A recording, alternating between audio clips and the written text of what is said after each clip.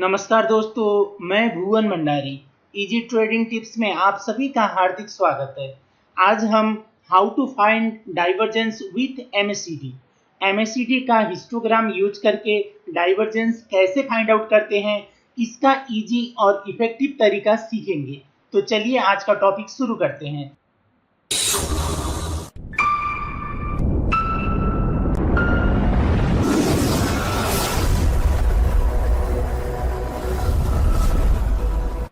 शुरू करने से पहले आप सभी से अनुरोध है, अगर आपने अभी तक इस चैनल को सब्सक्राइब नहीं किया है तो प्लीज सब्सक्राइब कर लीजिए और बेल आइकन को भी ऑन कर लीजिए, ताकि जब भी मैं कोई नया वीडियो अपलोड करूं तो उसका नोटिफिकेशन आपको तुरंत मिल जाए।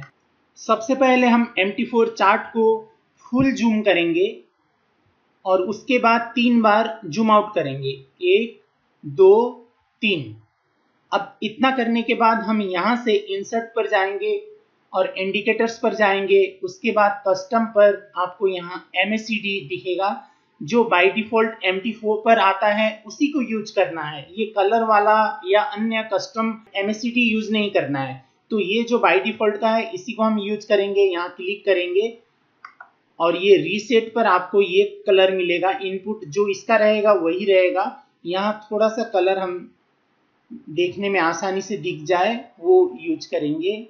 डीम ग्रे करते हैं और इसका विड्थ है, इसको 2 करते हैं। अब ये हमने बाय डिफॉल्ट पीरियड का जो MACD है इसको हमने लगाया। अब सिग्नल कैसे लेना है ये देखेंगे।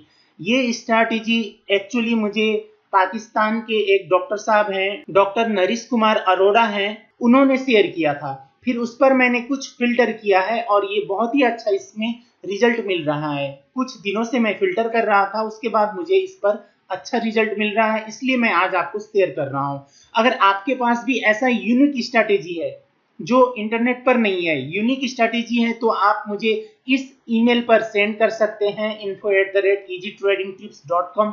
उसको फिल्टर करके मैं यहाँ पर इसी चैनल पर अपलोड करूंगा, क्योंकि इस चैनल पर मैं सिर्फ यूनिक स्ट्रैटेजी ही यूज करता हूँ, अपलोड करता हूँ, दूसरों का कॉपी नहीं करता हूँ। तो हमने एक यहाँ पर MACD यूज किया। उसके बाद हम यहाँ पर इंसर्ट पर जाएंगे और एक जिगजैग इंडिकेटर यूज करेंगे। उसके माध्यम से हम अच्छे से फिल्टर कर पाएंगे।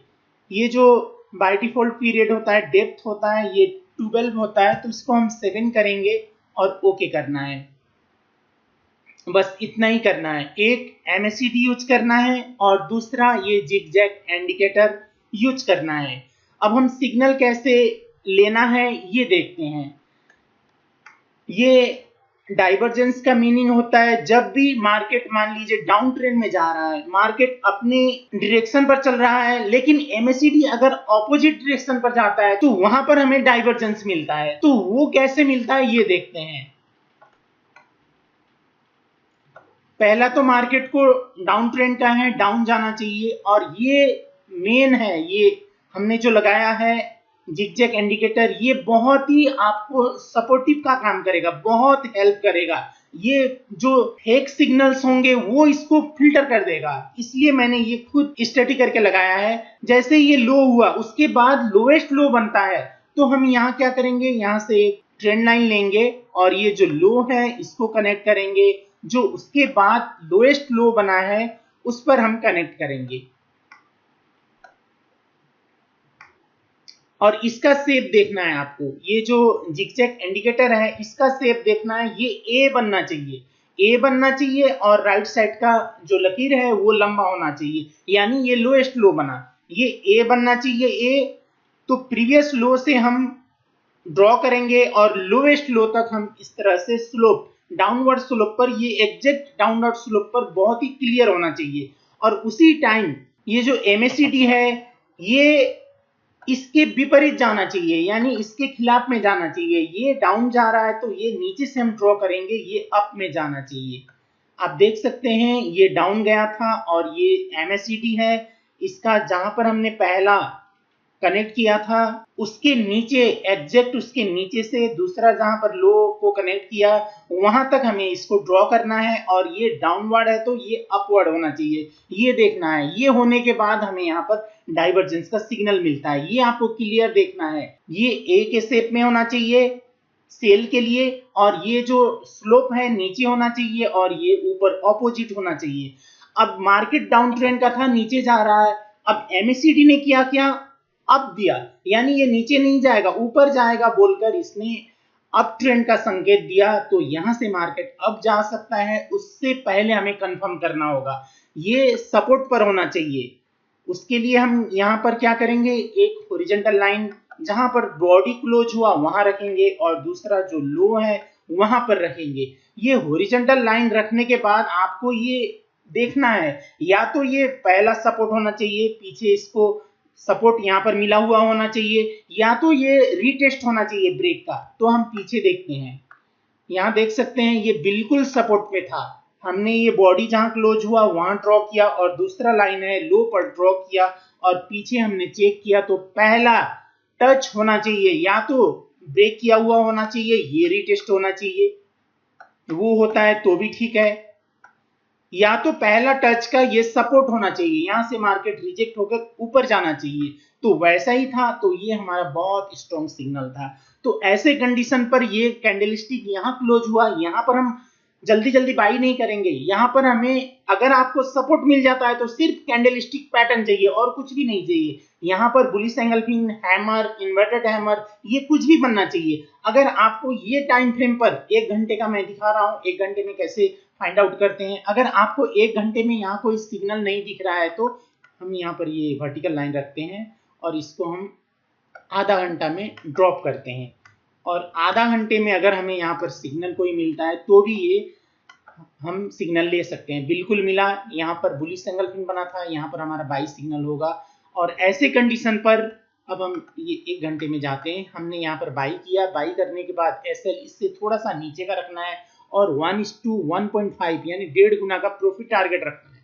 अगर आपका $10 का एसएल है तो $15 का प्रॉफिट टारगेट रखना है, उससे ये अधिक दिया।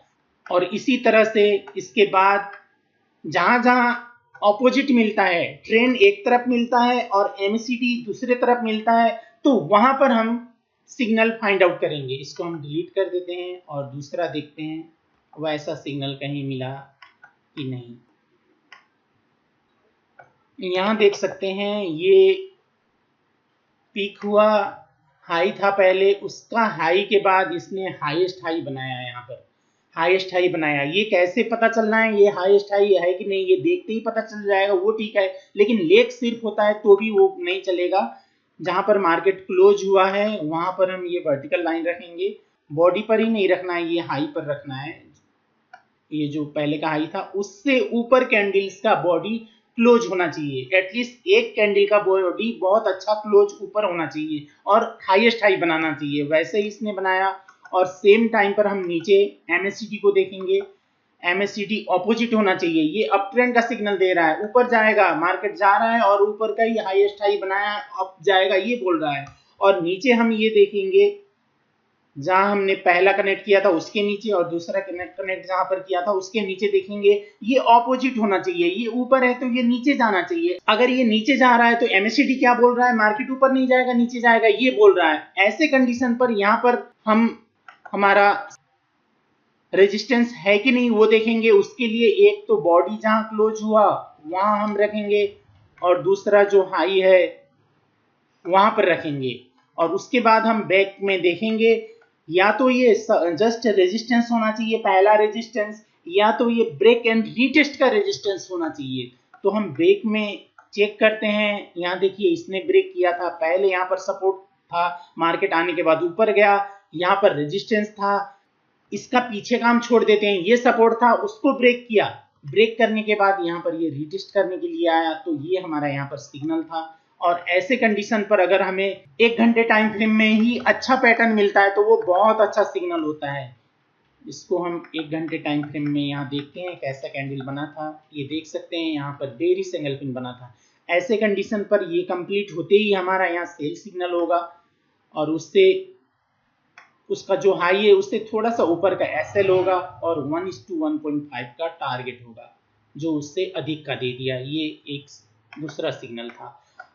इसी तरह से हम 3 कन्फर्मेशंस मिलने के बाद ही ट्रेड करना है। पहला डाइवर्जेंस क्लियर होना चाहिए, स्लोप अच्छा होना चाहिए, दूसरा वो सपोर्ट या रेजिस्टेंस पर होना चाहिए, तीसरा पैटर्न बनना चाहिए। अगर सपोर्ट रेजिस्टेंस नहीं मिला तो क्या करना है, ये मैं अभी सिग्नल वैसा मिलता है तो वो दिखाता हूं।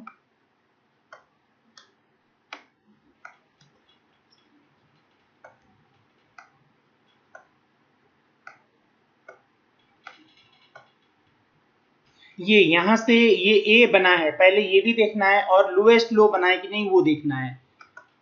यहां से हमने ये ट्रेंड लाइन को नीचे कनेक्ट किया, यहां पर ये हमने कनेक्ट किया, ये स्लोप हुआ, डाउनवर्ड स्लोप क्लियर होना चाहिए, ये था। और सेम टाइम इसके नीचे MACD है, ये अपवर्ड होना चाहिए, ये ऑपोजिट होना चाहिए, इसका ऑपोजिट होना चाहिए। ये अपवर्ड होता है तो मार्केट ऊपर जाएगा, ये संकेत देता है। और यहां पर ये क्लियर मिलने के बाद हम यहां पर रखेंगे, जहां बॉडी क्लोज हुआ वहां पर एक हॉरिजॉन्टल लाइन रखना है, उसके बाद लो पर रखना है। तो यहाँ पर लो ज्यादा नहीं था, एक ही हम लाइन रखते हैं और पीछे देखते हैं थोड़ी दूर तक। आपको अगर ये नहीं दिखे, सपोर्ट नहीं मिले तो इसको छोड़ दीजिए। अब सपोर्ट नहीं मिला, अब करना क्या है, अब हम ये ट्रेंड लाइन ड्रॉ करना है। ये जो ए बना है, इसका जो ये टॉप है, हाई है जिगजैग का, वहां पर ये हॉरिजॉन्टल ट्रेंड लाइन रखना है और नीचे दूसरा हाई को कनेक्ट करना है। पहला हाई को कनेक्ट करना है, दूसरा हाई को कनेक्ट करना है। उसके बाद जब ये ट्रेंड लाइन के ऊपर एक कैंडल क्लोज हो जाता है, वहां पर हमारा सिग्नल होगा। यहां पर क्लोज हुआ, यहां पर हमारा सिग्नल होगा बाई का। एसएल नीचे का होगा, 1:1.5 का टारगेट होगा, उससे बहुत अधिक दिया। अगर ट्रेंड लाइन को भी ब्रेक करके ऊपर कैंडल क्लोज होता है, उसका सिग्नल हम 1:1.5 से अधिक का रख सकते हैं। ऐसे कंडीशन पर 2-3 का भी रख सकते हैं, मार्केट का कंडीशन देखकर। तो ये सिग्नल हुआ, इस तरह से हम सिग्नल फाइंड आउट कर सकते हैं।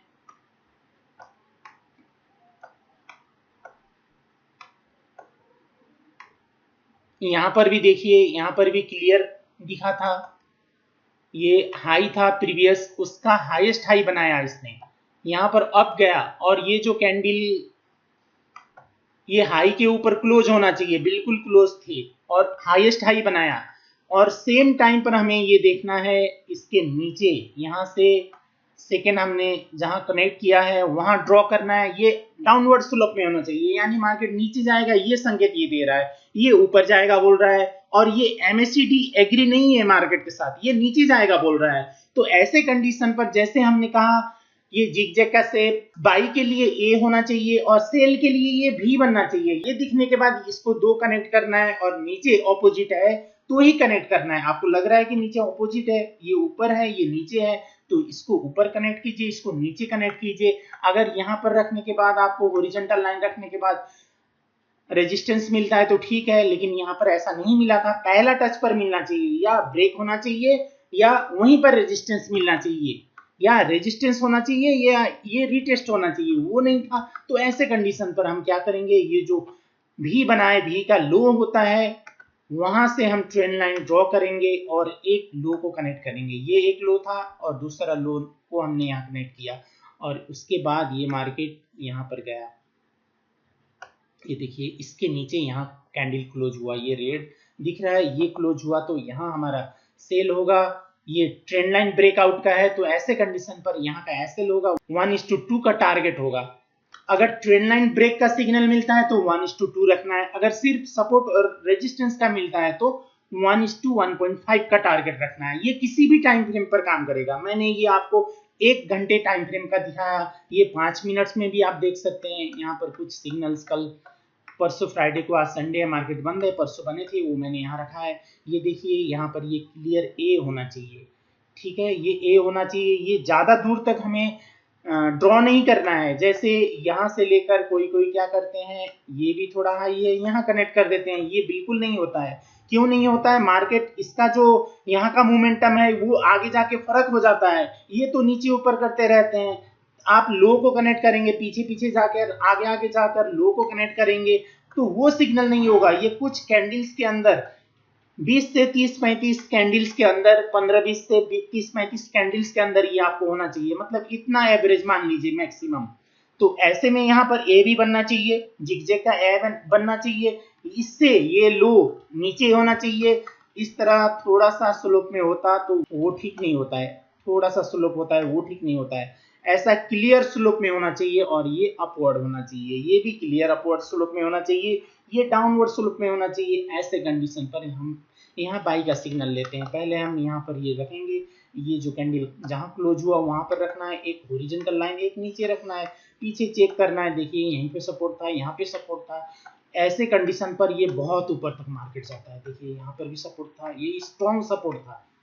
ऐसे कंडीशन पर हम 1:2 का भी रख सकते हैं, 3, 4, 5 तक का जाता है, लेकिन हम क्या करेंगे, रिस्क नहीं लेंगे, 1:2 1:1.5 का टारगेट रखेंगे। इस तरह से 5 मिनट पर भी ये देखिए अप था, ये डाउन था, मार्केट नीचे गया।